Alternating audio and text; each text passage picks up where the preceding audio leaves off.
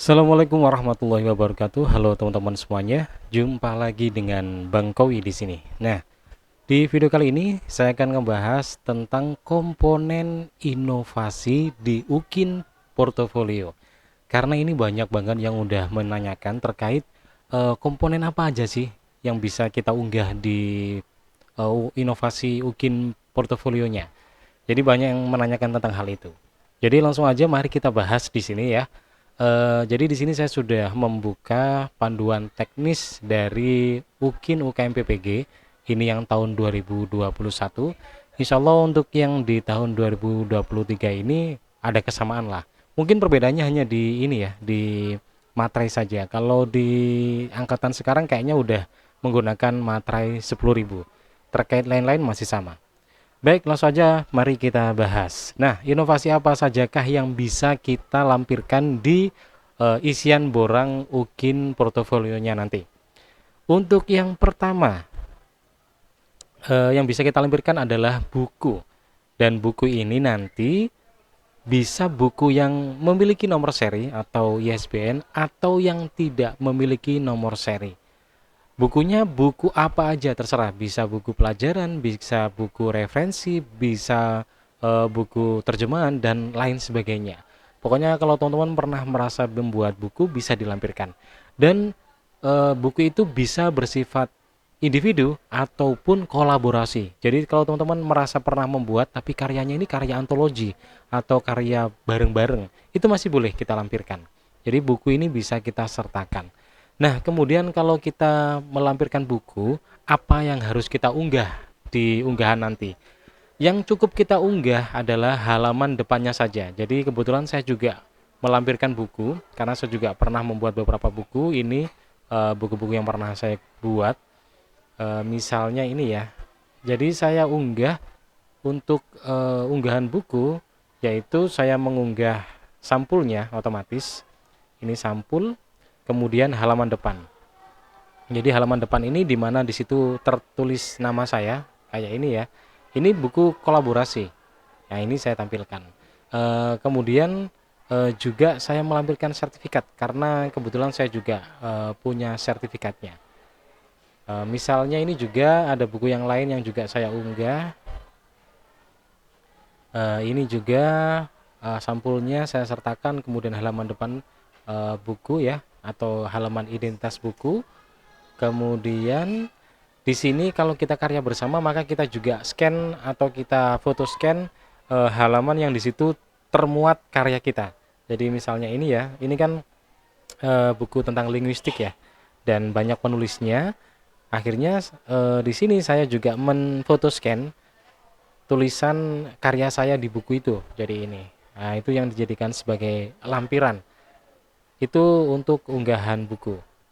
Kemudian selain buku yang bisa kita unggah adalah modul pembelajaran.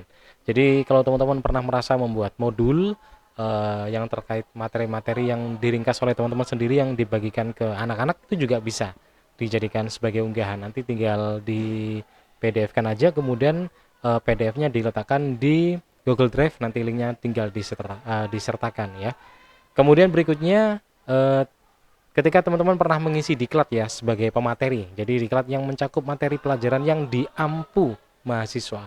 Jadi teman-teman nanti misalnya pernah menjadi seorang narasumber di sebuah kegiatan diklat atau workshop atau seminar, otomatis kan teman-teman membuat semacam kayak panduan atau mungkin PowerPoint atau lembar kerja, itu nanti bisa disertakan sebagai inovasi di Ukin portofolionya.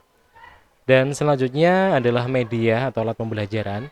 Jadi ini juga merupakan karya inovasi yang bisa diunggah ya.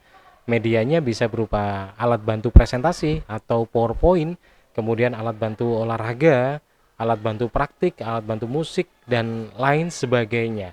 Jadi kalau teman-teman ini kayaknya yang paling memungkinkan adalah PowerPoint ya. Nah, untuk diketahui bahwa PowerPoint yang dimaksud di sini adalah PowerPoint satu semester ya teman-teman. Jadi bukan satu materi. Tapi kalau teman-teman misalnya nggak punya PowerPoint, teman-teman nanti bisa misalnya browsing di Google. Di situ kan banyak PowerPoint yang beredar ya. Tinggal di download aja PowerPoint semua materi di satu semester kemudian diolah dan akhirnya secara penamaan dibuat namanya teman-teman, ya silakan aja itu nanti diatur model gitu juga monggo. Kemudian ada juga karya teknologi tepat guna, yang dan ini terkait karya hasil pengembangan dalam bidang sains, teknologi, sosial, humanoria dan lain sebagainya ya. Paling sederhananya kalau saya simpulkan ini, kalau teman-teman pernah merasa membuat video pembelajaran yang diunggah di YouTube itu nanti boleh digunakan. Tidak harus di YouTube ya, di Google Drive, di Facebook, di Instagram juga boleh. Pokoknya membuat video pembelajaran itu boleh. Atau teman-teman pernah merasa membuatkan sebuah platform untuk sekolah, misalnya bikin Instagram atau YouTube atau website untuk sekolah, itu juga bisa dijadikan sebagai karya inovasi. Dan berikutnya adalah karya seni dan karya olahraga. Jadi ini hasil refleksi nilai-nilai atau gagasan yang diekspresikan secara estetik dalam berbagai medium seperti rupa, gerak, bunyi, dan kata yang bermakna bagi kehidupan manusia. Jadi teman-teman misalnya pernah membuat sebuah karya aransemen lagu atau mungkin lirik lagu untuk sekolahnya, atau mungkin pernah melukis atau apapun itu juga bisa dijadikan. Nah, kemudian untuk pembuktiannya, kalau berkas-berkas yang berupa file yang bisa di PDF kan itu nanti cukup PDF ya. Tapi kalau kalau untuk hal-hal yang tidak bisa diberkaskan ya, jadi seperti kayak eh, di sini tertulis bukti media atau alat pembelajaran, karya teknologi tepat guna, dan karya seni atau olahraga yang tidak dapat disertakan langsung sebagai bukti bisa diganti dengan foto dari karya yang dimaksud. Jadi bisa difoto aja. Jadi teman-teman pernah membuat alat peraga apa gitu kan, difoto aja nanti fotonya yang dilampirkan. Jadi itu terkait inovasi. Dan kalau bisa saya simpulkan secara sederhana, jadi teman-teman nanti sebagai seorang guru yang bisa diunggah, dan otomatis hal itu pasti sudah dimiliki Bapak Ibu ya. Yang pertama adalah kumpulan PowerPoint materi dalam satu semester, kemudian kumpulan LKPD dalam satu semester, kemudian modul materi dalam satu semester, kemudian video pembelajaran, dan alat peraga.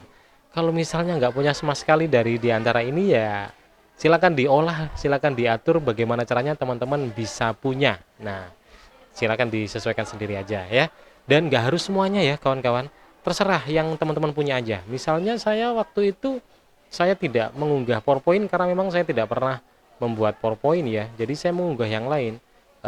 Di Fakta Integritas ini misalnya yang saya sertakan adalah buku, kemudian video pembelajaran, sudah itu aja, yang lain enggak. Karena memang saya tidak pernah membuatnya.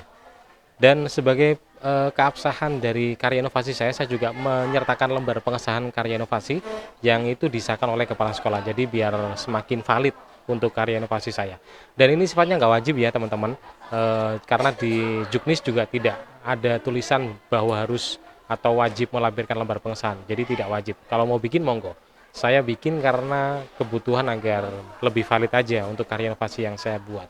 Jadi itu ya teman-teman. Kemudian ada yang tanya nih beberapa teman-teman, kalau RPP perangkat pembelajaran silabus bisa nggak dijadikan inovasi?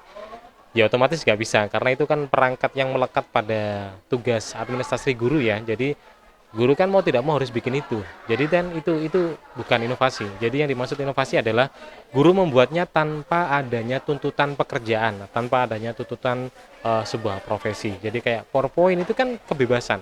Mau bikin PowerPoint monggo, nggak juga nggak apa-apa. Jadi kalau mau bikin ya otomatis itu termasuk inovasi, termasuk LKPD juga dan lain sebagainya. Kira-kira itu yang bisa saya bahas terkait komponen inovasi di sini. Dan ingat ya teman-teman, inovasi adalah komponen wajib di UKIN Portofolio, jadi harus terisi. Setidaknya satu file atau satu unggahan lah.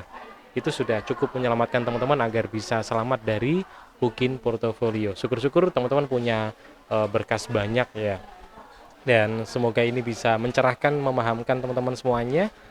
Kalau ada pertanyaan silahkan tanyakan di kolom komentar. Terima kasih sudah nonton video ini dari awal sampai akhir, dan sampai jumpa. Assalamualaikum warahmatullahi wabarakatuh.